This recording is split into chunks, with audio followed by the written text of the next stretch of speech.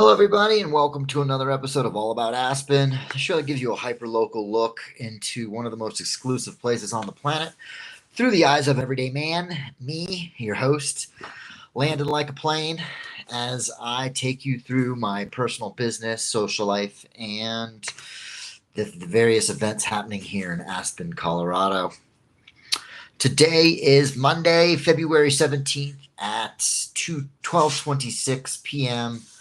It is President's Day, and I'm coming to you from Truscott Studios, also known as my bedroom, on a blustery, snowy, gray, whiteout day here in mid-February in Aspen, Colorado. I have just had a friend of mine leave from visiting for the President's Day weekend, which was great to have a friend come, and in that way, we got to ski a bunch this weekend. It was awesome. We got a lot of snow. 10 to 30 inches is what was predicted. I think we got somewhere close to 20. So it was great to have a friend come and visit, and from that place, be able to share this incredible place I live and call home, Aspen, with a buddy who really appreciates getting to come up here and stay with me and have it be cheap. And he's got the pass that allows him to ski 7 times throughout the season. So it doesn't really cost him much to come stay up here and get to ski some world-class mountains, which is not often the case. It's a pretty expensive place to live and to call home. So in that way, it's nice to know a local. It's nice to have a friend here, and he takes advantage of it, and I don't blame him. So it was just a nice weekend. I got a lot of the work that I had to get done prior to him arriving. So it was really nice to be able to just enjoy the whole weekend and not have to worry too much about work. But now it is Monday, and it's back to work. And if you are unaware, I have started my own company. It's called Aspen Drone Company. This show is sponsored by Aspen Drone Company. It is a media production company that specializes in aerial videography for all your videography needs, your media production content, whether that's social media, reels, if it's real estate or construction. I am available and would love to do business. So feel free to reach out. Aspen Drone Company, Landon at aspendronecompany.com. So there you go. Show is sponsored by Aspen Drone Company. It's my business, and it's relatively new. I started it last May, so we're actually getting ready to come up onto a year. But I've got it off the ground, and it's going, and I'm making money doing it, and I've so far been able to support myself working full-time for myself, which has been quite the effort and very stressful, as most months I'm getting by on the skin of my teeth, and it's been really hard. So I'm documenting some of that journey. That's a little bit about what this show is about. Really, I'm hoping to eventually have this show turn into something where it's a contribution to the town and the community. I would love to create some sort of following in a way where it was really small. I have no visions of becoming, viral, and I definitely don't consider myself to be an influencer. So in that way, I'm just trying to provide what I consider to be a community show and a community service, and let people know who live in Aspen what's going on, and kind of share about some of the local and hyper local events, and then let people who don't live in Aspen kind of get a glimpse into the life of what it's like to be a regular person, not a billionaire, living in this pretty incredible part of the world. As somebody who spent 10 years traveling the world, I've seen a lot of it, and there are some pretty incredible parts of it. But for me to land in a place like Aspen and to stay here for a decade like I have, it's really got to be captivating, because there's a lot of world left for me to see, and I would keep going. But Aspen's got a lot to offer, and it really delivers a high quality of life for me personally, which is largely oriented around being outside and being in nature and kind of experiencing, the healing aspects that go with, just going for a walk in the woods. So for me, on a deep level, it's very fulfilling to live in a place like Aspen where I walk out my door and I have access to all kinds of fun activities in the nature. Although when it's snowing like it is, it's a little bit more limited to doing things on the mountain and at the resort. Although not necessarily. So there you have that. Moving forward, it was great to accomplish what I did this weekend and get some video done. I've been working with a realtor who I'm getting ready to wrap up. I think that second contract with them. They're my first repeat business customer, and that's something that I'm struggling with as a new business owner, is just trying to make enough money to get ahead. And from that place, I've realized that my strategy and setup isn't necessarily ideal, in that I am completing one client, and then when I'm done, I need to go get another client. And so I'm chasing clients, as I like to say, and that's not working out so well. I need to get a couple of good clients locked in and have them be repeat business. So I'm looking forward to that. I've got a roofing contract with a company coming up that I want to send out. So hopefully I'll get on that today. So with that, let's just take a quick look at this little yellow book of accountability. This is something I do in my other show. I have another show called Level Up Lando that kind of follows the ebbs and flows and the trials and tribulations that's the everyday challenge of my life. And I'm going to create, right now, these are free, and they'll continue to be free. However, I am going to create a monetized version of the show that is going to have subscribers. And my hope is to then give the subscribers access to this other show that I do, as well as I'm hopefully going to get into a position to get free stuff from some of these companies. And I'd love to give them out. I'd love to give stuff away. I'd love to give both product and money away. So if you happen to stumble across the show and you have $5 and you want to become a subscriber, I highly encourage you to become a subscriber, and I'll do my best to try to get you both your actual value for the money through watching the show and giving you bonus content. But then when I get to where I'm going with this thing, I'll have some other sponsors and other gear that I'm a big fan of that I'll be repping. And in that way, I'm hoping that I'll have extras that I can give away. And so maybe you'll come up on a set of goggles or a jacket or something of that nature.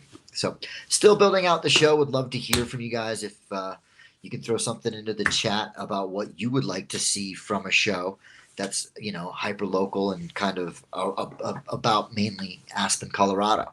So whether you're a local that lives here or whether you're not, if you'd like to see something from this show, feel free to throw that into the chat. And I'll do what I can to accommodate you, because I do want this to be a give and take, and I would love to create a community that then doubles as a hive mind, where I can throw out questions and issues and different opinions and get feedback, both live and then also to be recounted and recalled later just through the chat. So stuff like, Aspen's in the middle of deciding, are we going to put a straight shot through so that we can get around these S curves that we have leading into town, which create a lot of traffic and sort of bottleneck the driving experience and really backs up the flow of traffic. Yet, in order to fix that, we've got to put roadway through what is considered to be a nature preserve and was donated to the city, and under the understanding it would remain a nature preserve. So something like that. If you've got a comment, do you think Aspen should do the straight shot? Throw that down in the chat. And again, hopefully as I build out the show and I develop a little bit of an audience here, which I've got nobody paying attention, that will eventually become part of the show, where I'll be able to both, communicate and correspond with the audience via the live chat, but then also receive input and feedback about the show and what I could do to make it more, engaging from an audience and, a viewer's perspective. So there's that.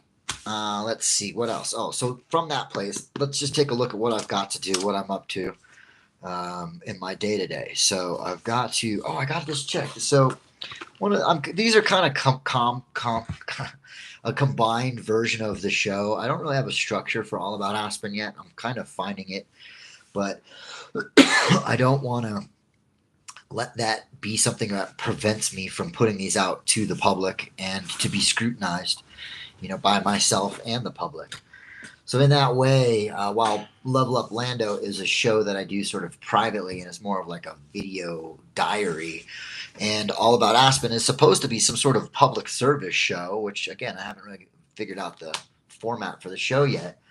But I don't want that to stop me from fumbling my way through it. So I've got this thing in front of myself right here that says start by starting.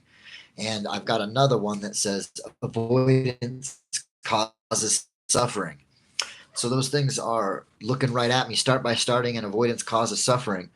And so I don't want to suffer, and I just want to figure it out as we go. So part of that, and part of trying to fill a half hour's worth of show time, is combining these shows until I figure out the format for All About Aspen. So in that way, this little yellow book is what I call my book of accountability. It's just where I write stuff down that I need to get done, and then I like to go back through it. I like having a physical book instead of a digital one because I can go back through it and review different things that I've got written down from a long time ago. And so looking at it from today's list of to-do things, that's where we started off. So one of the things that I like to do on Level Up Lando is pat myself on the back when I get a little victory. It doesn't matter what the little victory is. If I get to cross one of these things off the list here, for me, that is a win. And I think it's important to acknowledge the little wins and to support acknowledging the little wins with the idea that if you don't do it, nobody else is going to. So, and I also believe that by putting it out into the universe without having a specific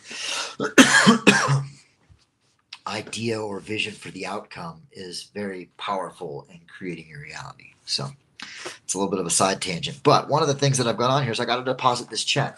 So I am hurting financially. Things are really bad in the world of Landon as far as money goes. However, I'm shifting that. I'm actually making a difference in my reality, and I'm creating it so that rather than having the financial struggles that I have, I'm shifting into having the financial responsibilities that go with having lots of money. And so I'm trying to embrace that as more of the energy, and I'm trying to stop saying I'm broke as much as I've been saying it and replace that with I'm experiencing a challenge financially, but challenges are good because challenges are fun. I'm trying to kind of recreate my verbiage and my wording of how I frame my reality, because I like to say that I'm broke a lot, and I identify with the idea of being broke, and that's a big part of the other show, Level Up Lando, and even this show is kind of pitching myself as an everyday man, in that I'm a blue collar guy. I'm not a millionaire. I'm not a billionaire, and there's a lot of millionaires and billionaires in this town.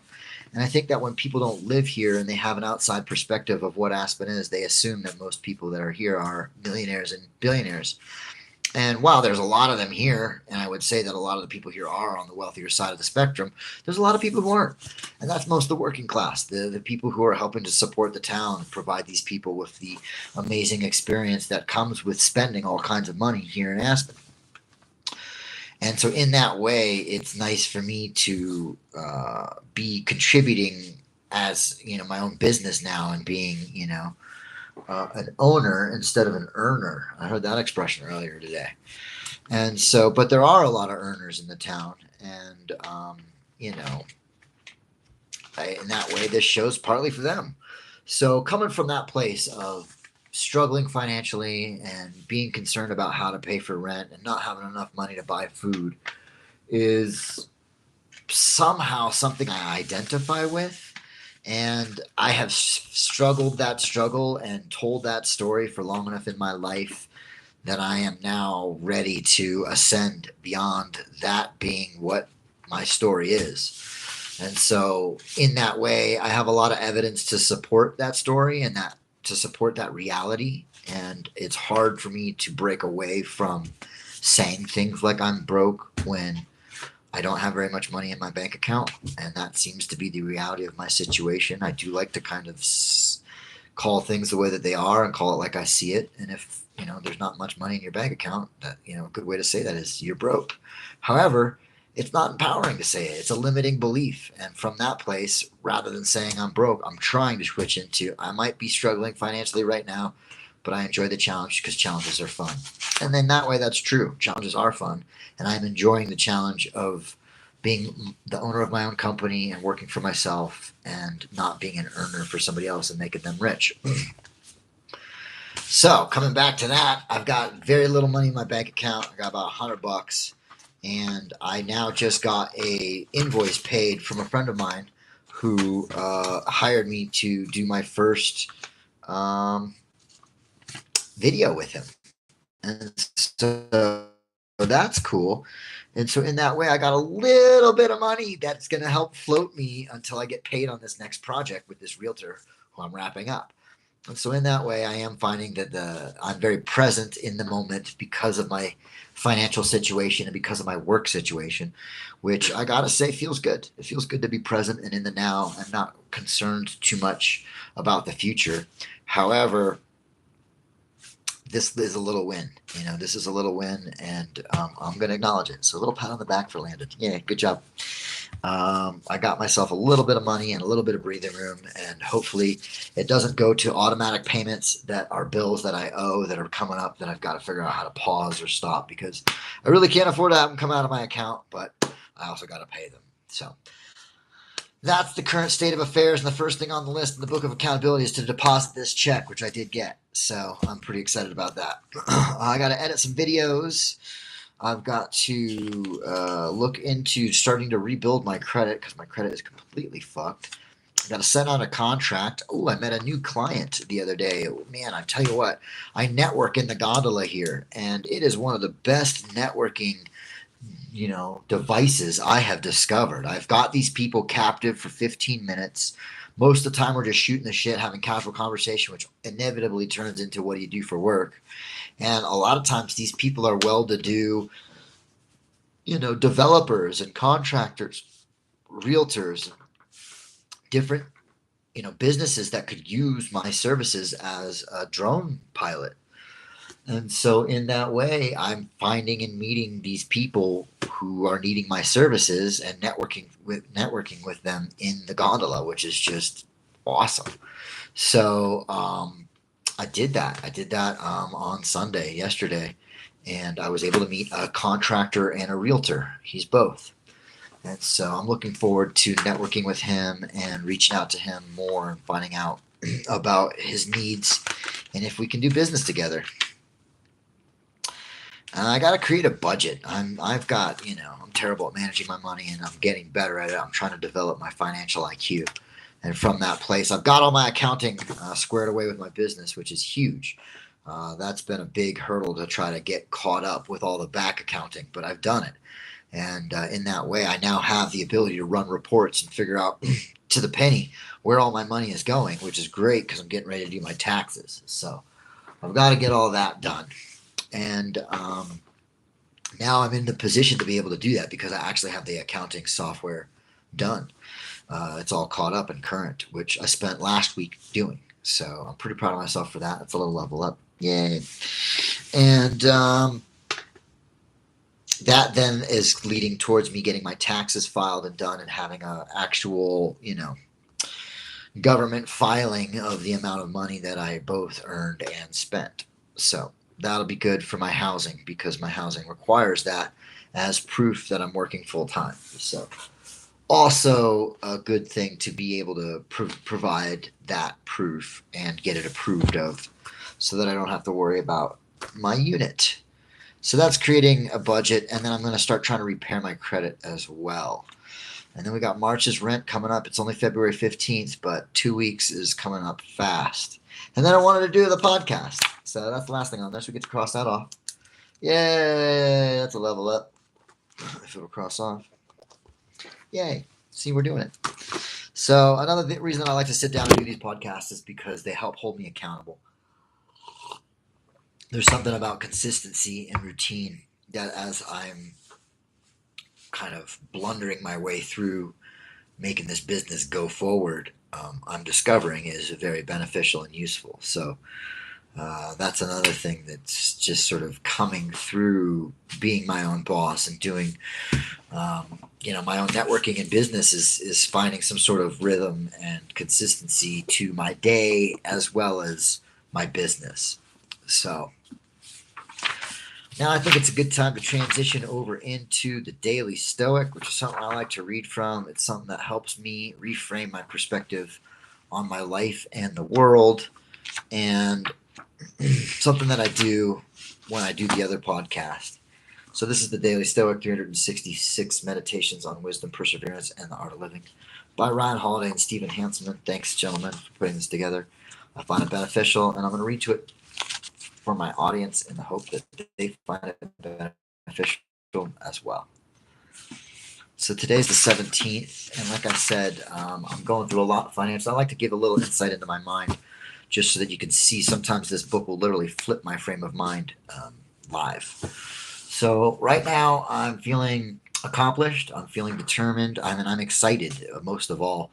And in that way, I'm trying to use that excitement to help push me through what is a particularly,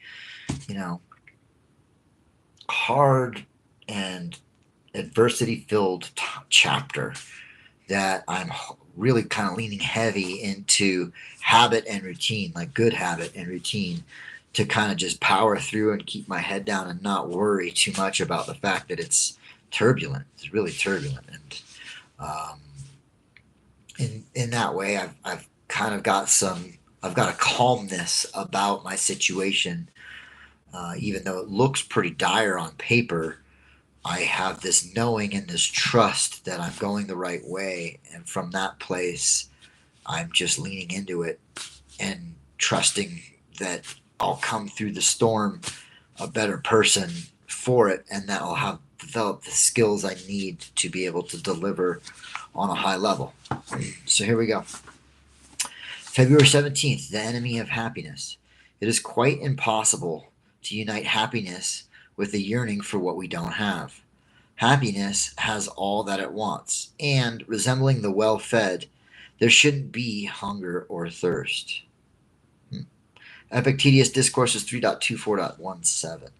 I'll be happy when I graduate, we tell ourselves. I'll be happy when I get this promotion, when this diet pays off, when I have the money that my parents never had. Conditional happiness is what psychologists call this kind of thinking. Like the horizon, you can walk for miles and miles and never reach it.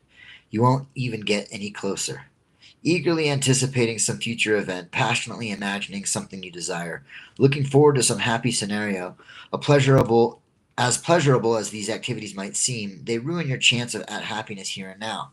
Locate that yearning for more, better, someday, and see it for what it is, the enemy of your contentment.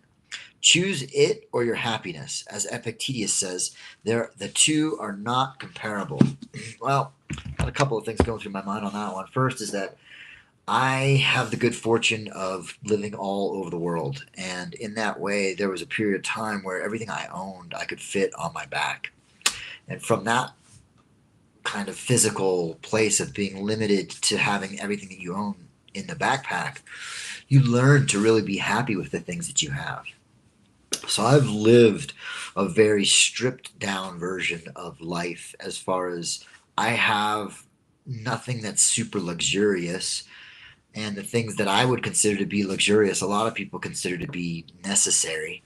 And I know that they're not necessary. They are luxurious. Like having a nice computer, for example. I just bought myself a new MacBook for my business within the last year, and I've been using it, and it's incredible. It's just an incredible piece of machinery, and I need it for my business. And so from that perspective, it is a necessary, but it's a need, but not really. I mean, at the end of the day, it's a luxury. So I am very grateful for my life and for having the mentality that I have, where I am grateful and blessed for all of the amazing things I have. Primarily, I like to start with my house and the fact I have a roof over my head, and then I can turn the heat on in the middle of a snowstorm, which hasn't always been the case for me. So I'm very grateful and humbled, and from that place, I know that I'm not worried about whether or not I'm happy, because I am happy.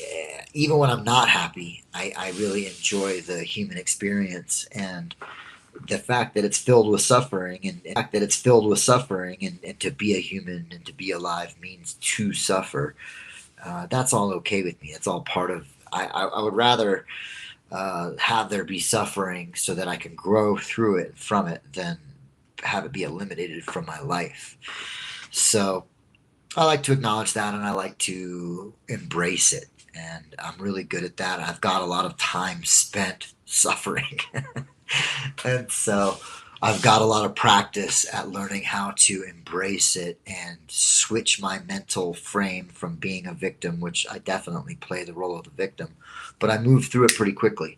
And I moved from being a victim into a creator and being the owner of my reality and being the one who takes accountability and responsibility for the choices that I've made. And from that place, I'm making good choices, and I'm proud of myself, and I'm doing a good job, and I'm trying to keep pushing the ball forward. And it definitely can be difficult. But another thing I recall from just reading this was I remember talking with one of my good friends who started his own company. It's Nature's Wildberry. Shout out to Nature's Wildberry, who will maybe one day be a sponsor of the show. It is a sugar supplement. It turns sour things sweet. So you can eat stuff like kale salad, and it tastes delicious. Check out Nature's Wildberry on Instagram or TikTok, and you can order it from Amazon. So there's that. And anyway, he created a successful business. And I remember talking to him at the beginning of when I was starting, and I was telling him about how, I don't feel confident about, my skill set, my services, and charging this much money and getting paid this much money. And there's a part of me that feels like I'm going to be exposed at any minute. And he's like, you have imposter syndrome. And he's like, that comes from thinking into the future. That comes from, imagining and projecting away from the moment and from the right now. And he's like, and when you start to do that, he's like, you got to catch yourself and bring yourself right back into the moment, because the truth is you're going to go through some hard times, and it's not always going to be easy and good. And when you overcome that adversity and you develop the skill set that goes with becoming a skilled professional, that by the time you get there, you'll no longer have the imposter syndrome feeling, because you'll no longer be an imposter. You'll be battle tested and scarred and have gone through the mud and the muck to get to that point, which makes you no longer an imposter. You're the real deal. And I remember him telling me that and thinking to myself, oh, that's very useful to me, because a lot of times I do like to play in my head in the future and imagine where I'm going to be at and what I'm up to. And in that way, it is a distraction, and it is a detour from facing the reality of my situation, which is I'm not there. I'm where I am right now. So I thank you, Hank, for helping to share some of that, business insight, and to then trust in the process, and then trust in the idea that I am currently in the middle of fighting the fight of making a successful business. And as I grow it into a successful business, I'm also growing myself into becoming a seasoned veteran of both business and abundance. So from that place, I won't have to feel unworthy, because I was telling them I feel unworthy. I'm like, oh my gosh, I'm getting paid all this money and I'm not sure that I'm up to the task. But now that I've gotten several other clients and they're paying me this money and they're happy with the product, I'm starting to feel like, hey, look at me, I'm doing it. I'm actually delivering at the level that I think that I can and that I say that I can. And that's worthy of charging for. And furthermore, I got to raise my rates, because the truth is I'm too cheap. And that the amount of time and effort I'm putting into these projects is worth more than what I'm getting paid. So I am looking forward to both getting the next client and raising my rates. And from that place, that confidence is coming from being battle tested and having gone through some of this experience and having had to negotiate some of these deals and deal with some of these customers and clients that are, demanding and high end, and really looking to get a quality product, and will not pay for and or accept anything less than that. And then I got to go give them that, and I'm doing it. So that's pretty cool. So in that way, I guess we'll finish off with a little weather report. I know that Aspenites love their weather. This weather report is brought to you by Open Snow and Joel Gatz, one of the co-founding members of Open Snow. He, in my opinion, is the best meteorologist. Sorry, Ryan Boudreau. I know that we're friends, and you do a great job as well. I just feel like Joel Gratz is really nailing it. So this is Open Snow's daily snow report. Powder Monday, Tuesday, Wednesday, and maybe Wednesday morning. Good times continue. Summary. We had dry weather on Sunday morning, but that break quickly ended as snow returned on Sunday afternoon and Sunday night. Now on Monday morning, there is powder in the northern mountains, and snow will continue to fall through Tuesday night. This snow will mostly favor the northern mountains, though there will be some powder in the central and southern mountains on Tuesday. Sunday recap. Sunday morning offered powder at many mountains across Colorado due to the snow that fell on Saturday afternoon and Saturday evening. It was soft on soft condition, new fluffyish snow on top of a very soft base. Doesn't get much better. Then on Sunday afternoon, the next storm arrived and quickly dropped 1 to 5 inches of snow across the northern and central mountains through early evening. And the snow continued to fall on Sunday night across the northern mountains. Current storm. This is what I wrote yesterday, and it still holds. The current storm has significant upside potential because it will last for about 60 hours. Moisture will be adequate to good during the entire event, and the jet stream and storm energy vorticity will constantly be over or near the northern and central mountains. The combination of all three factors can lead to higher than expected snow totals. Little wiggles in the track of the jet stream and the storm energy can shift bands of intense snow just a few miles north or south, and this leads to high uncertainty in the details of the forecast. Monday morning. Monday will be another powder day in the northern mountains as snow fell on Sunday night and will continue through the most of Monday. Below the snow totals from Sunday afternoon through Monday morning at 5 a.m. Yeah, what did Aspen get? Where are we at? Aspen. Highlands has got 2. Aspen's got 2. Buttermilk's got 2. Snowmass got 2. That's why I didn't go out. I was tired after skiing this weekend. Most mountains near the north and north of I-70 will measure 4 to 9 inches as of Monday at 5 a.m. And with the snow falling as I write this, there will be likely a few inches of additional powder by the time that the lift starts spinning. During the day on Monday, snow will continue over the northern mountains with 3 to 8 inches, and snow will begin to spread south toward the central and southern mountains, where there could be at least a few inches of accumulation by Monday afternoon. Our multi-model snow forecast for Monday does a good job showing that the northern mountains will be favored, but I think it has 2 issues. First, snow could be deeper than what was shown. Second, more snow could accumulate farther south than what is shown, with mountains along I-70 seeing deeper totals, and at least a few additional inches in the central mountains and the northern side of the southern mountains. Monday night. The northern mountains will continue to get snow, while the jet stream may dip farther south, negative. Temperatures will cool, and the wind direction should blow more from the northwest, positive. The central and northern mountains will have a high chance of snow as the jet stream dips south. Our multi-model snow forecast shows 3 to 6 plus inches for most of the mountains, and this forecast could be undone as totals could be 6 to 12 inches due to the combination of all the positive factors I mentioned above: jet stream, vorticity, moisture, cooling temperatures. Tuesday morning should be a powdery morning as around most areas. The northern mountains could be soft on soft with new snow from Monday night on top of a very soft base. The central mountains and southern mountains could also have powder with 6 plus inches if some of the positive factors come together. During the day on Tuesday, snow should continue for all mountains, with perhaps intense showers over the northern mountains and maybe snow slowing down or ending during the afternoon in the central and southern mountains. On Tuesday night, snow showers will likely continue over the northern mountains as the jet stream hangs around for our final 12 hours. These tail-end events, snow on the backside of a storm, are tricky to forecast and often don't look that exciting based on the snow forecast, but can produce some fluff on top of a soft base and sometimes result in unexpectedly fun conditions.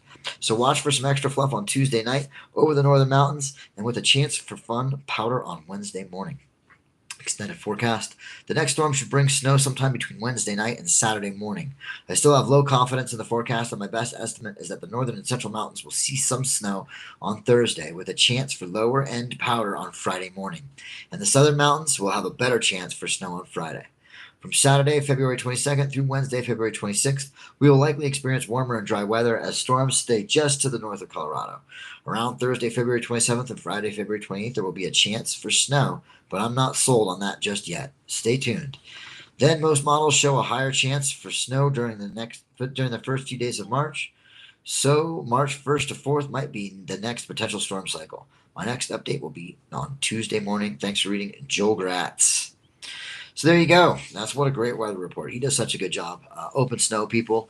You do have to pay for the app, but I believe you can split it with up to 4 people. So that's what I end up doing, and it is well worth the price of admission.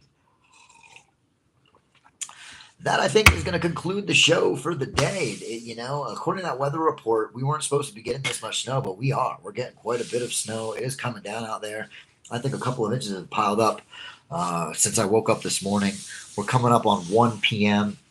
I'm not sure if I'm going to get out there today, but I'm thinking maybe I should just go grab a run or two real quick before the end of the day. I've got another couple of hours to do that. So I don't know. Like I said, my legs are tired. I've skied 3 days of powder in a row, and we got more snow coming, so I might just take the day off and get out there tomorrow. Although it's always good to go get a run or two. So depending on what you decide to do, if you're here in Aspen, I hope you get out on the hill. And if you decide to take a day off, I hope you enjoy that as well. If you're not here in Aspen, I hope you're enjoying getting to see what it's like to live and work in one of the most expensive places in the world, Aspen, Colorado. I'm your host, Landon Like a Plane, and I'm taking off.